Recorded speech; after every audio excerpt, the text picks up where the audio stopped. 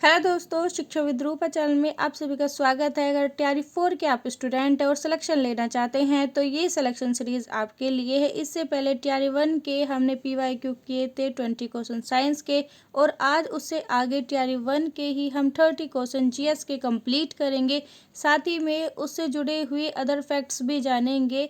अगर आपको अपनी तैयारी डे बाय डे बेहतर करनी है तो इस सीरीज़ को ज़रूर ज्वाइन करें। तो दूसरे सेट में हमारा पहले ही क्वेश्चन हो जाएगा करंट अफेयर का, और पहला क्वेश्चन है हमारा, भारत की संसद के नए भवन के प्रभारी वास्तुकार का नाम क्या है?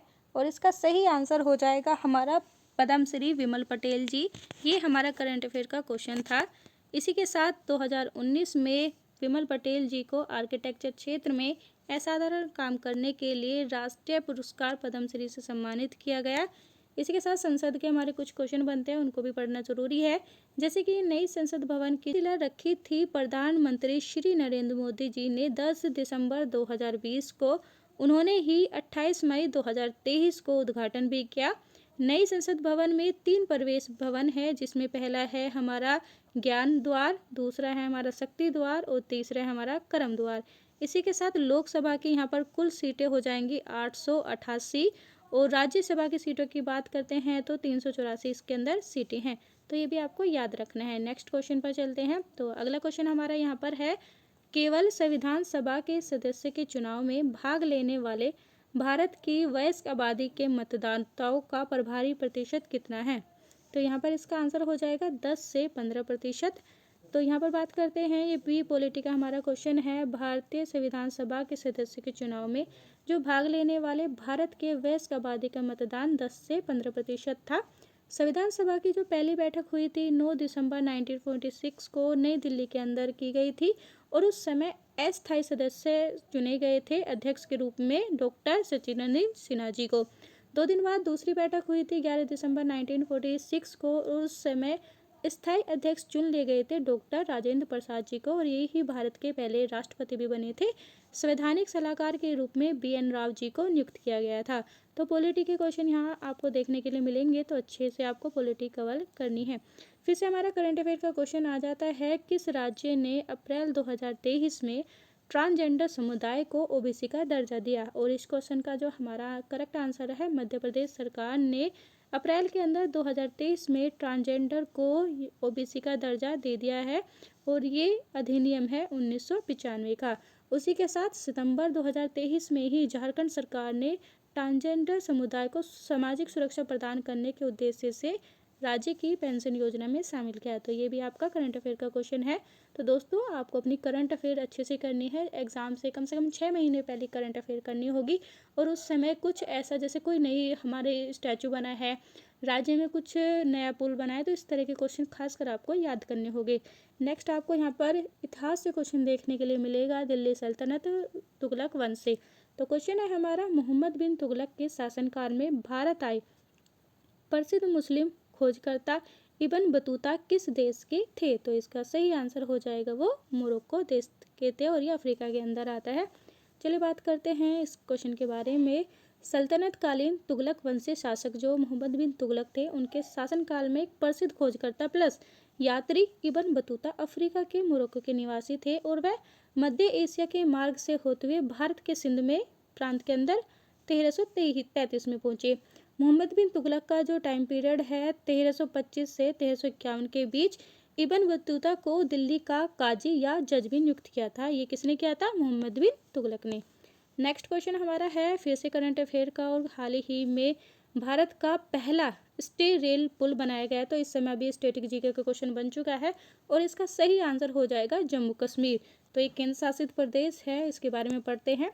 हाल ही में भारत के केंद्र शासित प्रदेश जम्मू कश्मीर में देश का ये पहला केबल स्टे रेलवे पुल अंजी नदी पर बना है। इस पुल की लंबाई 725 है, और ये ऊंचा है 331। इस पुल को उधमपुर श्री बारामुल्ला रेल परियोजना का महत्वपूर्ण हिस्सा माना जाता है, और जो अंजी नदी है वह चेनाब नदी की सहायक नदी है। नेक्स्ट हमारा क्वेश्चन फिर से करंट अफेयर का देखने के लिए मिलेगा हमें, भारत का पहला अर्धचालक सेमीकंडक्टर का निर्माण प्लांट किस राज्य में स्थापित किया गया है? और इसका जो सही आंसर होगा ऑप्शन ए, गुजरात के अंदर ये किया गया है।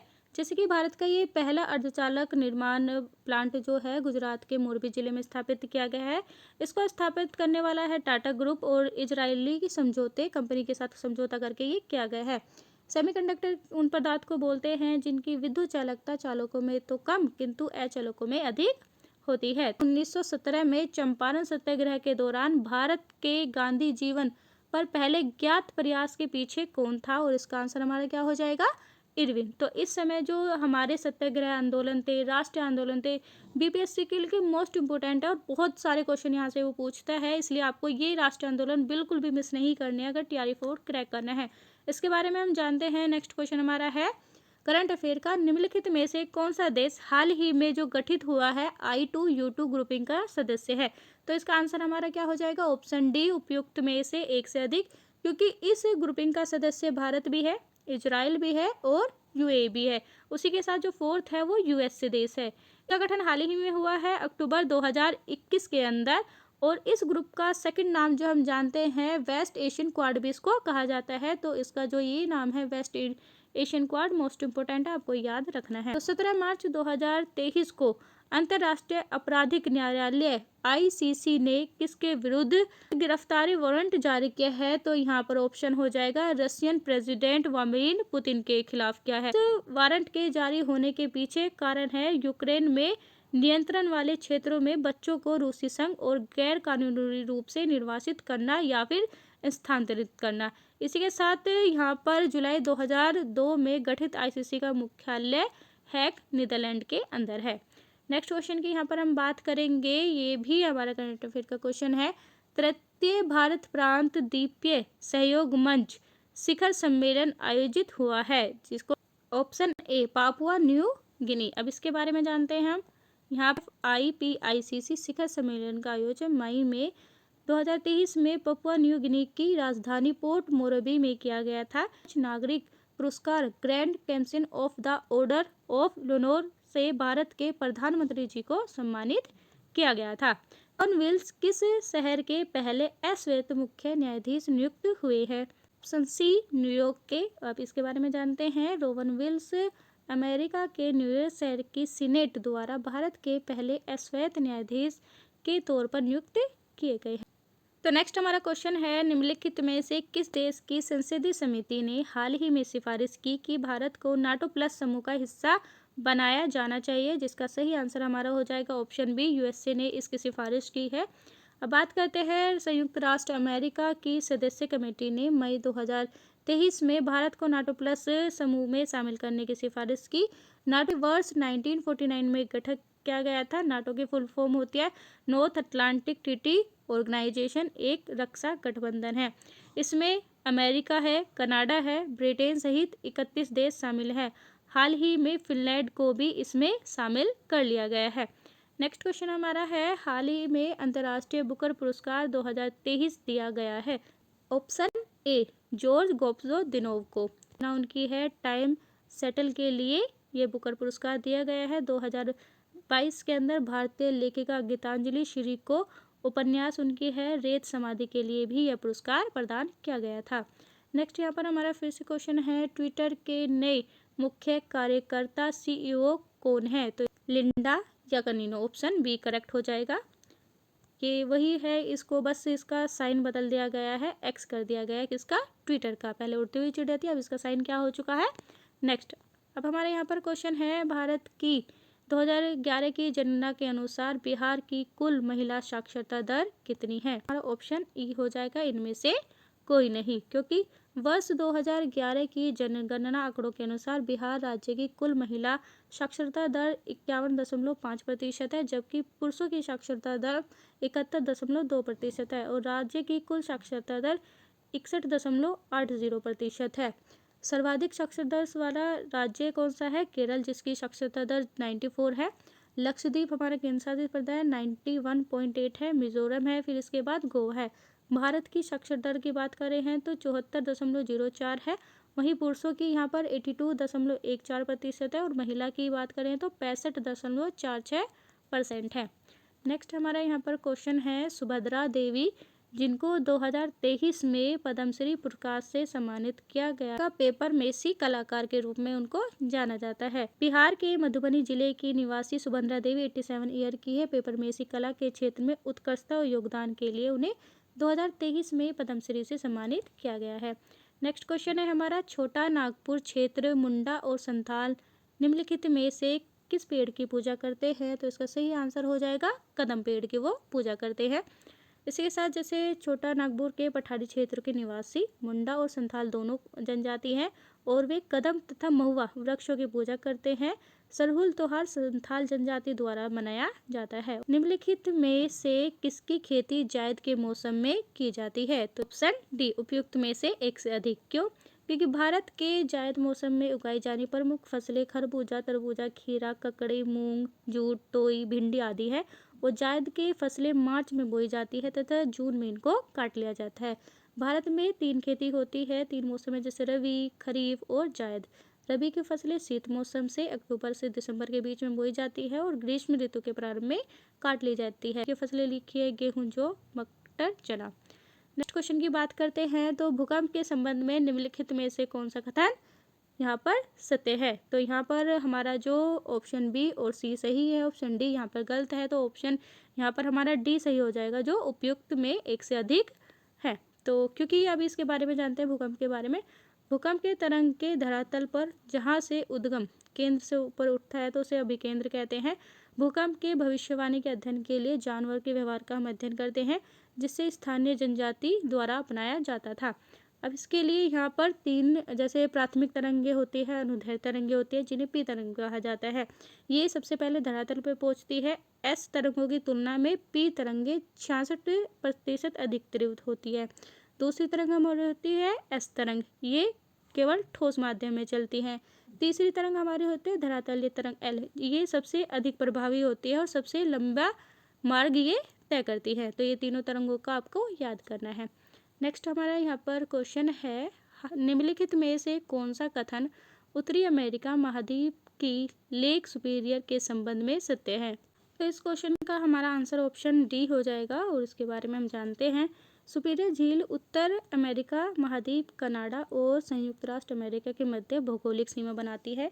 सुपीरियर झील विश्व की तीसरी सबसे बड़ी झील है। यह सुपीरियर सहित यूएसए की सीमा में संयुक्त रूप से जुड़ी 5 झीलें, जिसमें पश्चिम से पूर्व क्रम से सुपीरियर रहते हैं, मिकान, हुरन, इरी और ओटिशिया में स्थित है।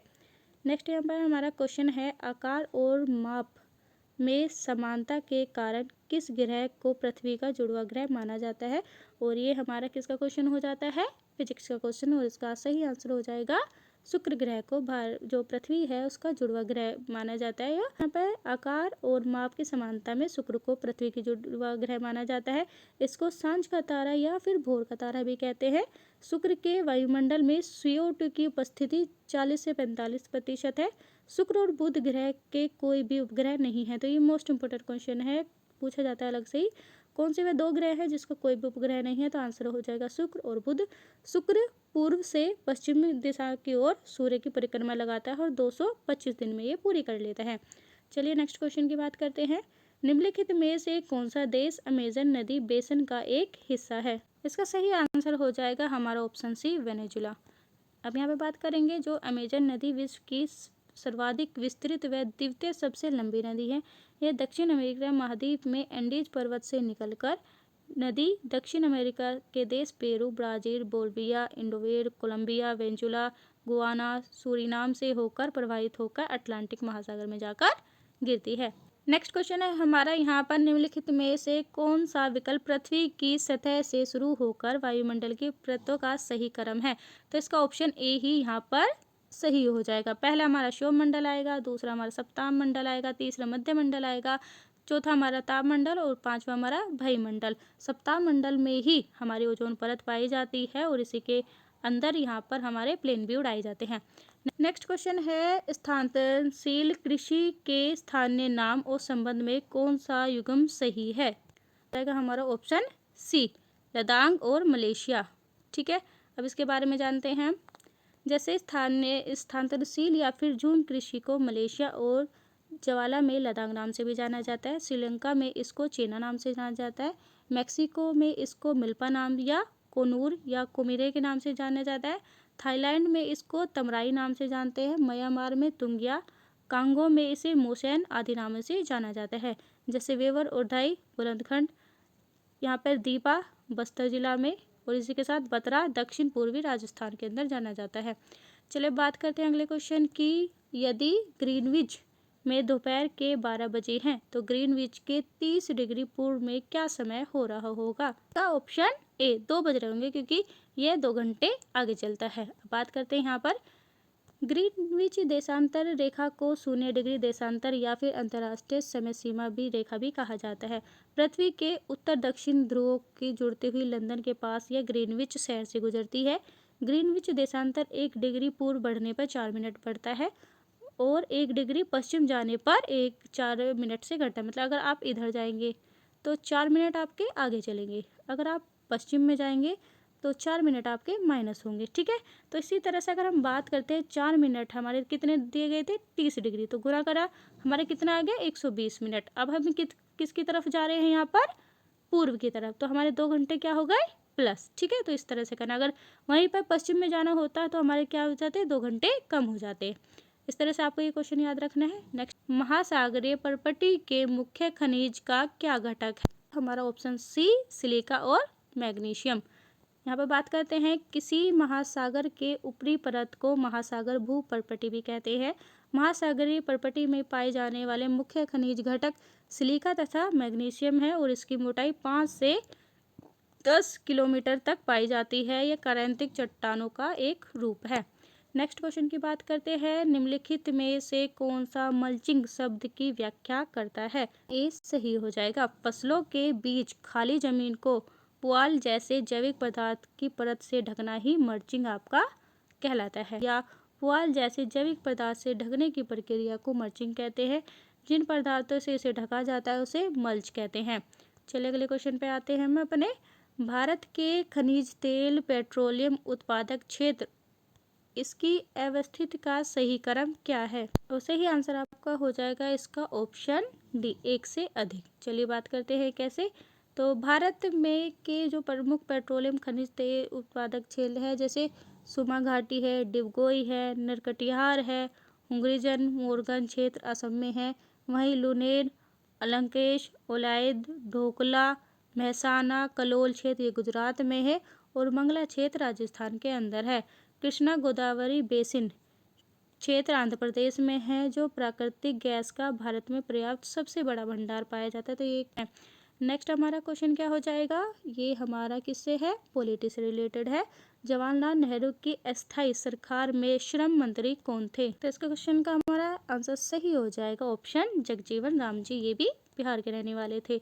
अभी बात करते हैं 2 सितंबर 1946 को जवाहरलाल नेहरू के नेतृत्व में गठित भारत की अस्थायी सरकार में जगजीवन राम को श्रम मंत्री बनाया गया था, जबकि अरुणा आसफ अली को रेलवे परिवहन मंत्री और सी राम गोपालचरी को शिक्षा मंत्री, जवाहरलाल नेहरू जी को कार्यकारी परिषद का उपाध्यक्ष, विदेश मामले और राष्ट्रमंडल का कार्यभार, सरदार पटेल जी को गृह सूचना प्रसारण का दायित्व दिया गया था, और लॉर्ड वेवेल को अध्यक्ष के तौर पर नियुक्त किया गया। तो ये ना मोस्ट इंपोर्टेंट क्वेश्चन है और TRE 4 में यहाँ से क्वेश्चन आने की काफ़ी संभावना है, तो याद कर लेना आप। अब हमारा यहाँ पर आज का लास्ट क्वेश्चन है, 1918 के किस महीने में चंपारण कृषि कानून चंपारण एग्रीशन एक्ट यूरोपियन नील बगान के स्वामी के रूप में विरुद्ध में पारित हुआ था? तो ये काफ़ी इंपॉर्टेंट क्वेश्चन है। जैसे कि इससे पहले हमने क्या पढ़ा था, 1917 का चंपारण ऐसा ही होगा अंदर, अभी चंपारण से है, बट ये एक्ट कब पारित हुआ था और किसके विरुद्ध था, तो ये हमें बताना है। तो इसका आंसर हमारा हो जाएगा ऑप्शन ई, इनमें से कोई नहीं, क्योंकि मार्च के अंदर ये पारित हुआ है। तो चलिए बात करते हैं इसके बारे में। गांधी जी द्वारा 1917 में किए गए पहला नील सत्याग्रह या नील आंदोलन के बाद 4 मार्च 1918 को यूरोपियन नील बगान मालिकों के विरुद्ध सरकार ने चंपारण कृषि कानून पारित किया था। इस कानून के तहत ही बिहार, ओडिशा, बंगाल के कुछ प्रांतों में नील गठिया पद्धति समाप्त कर दी गई थी। TRE 3 कैंसिल हुआ था, उसमें एक 3 गठिया वाला क्वेश्चन पूछा गया था। तो दोस्तों आज के हमारे 30 क्वेश्चन कंप्लीट हुए, जो मोस्ट इम्पोर्टेंट है, और इससे आपको पता चला होगा कि अब आपको TRE 4 के लिए क्या पढ़ना है। तो अगर इस तरह से आप ना किसी भी प्रीवियस ईयर का एनालाइज करके पढ़ोगे तो आपका फाइनल सिलेक्शन ज़रूर हो जाएगा। आपको ये वीडियो आज की पसंद आई हो तो वीडियो को ज़्यादा से ज़्यादा शेयर करके लाइक करें। अगर आपको अपनी तैयारी ऐसे ही डे बाय डे बेहतर बनानी है तो शिक्षा विद रूपा चैनल को अभी सब्सक्राइब करके बेल आइकन प्रेस कर देना। Thank you for watching video.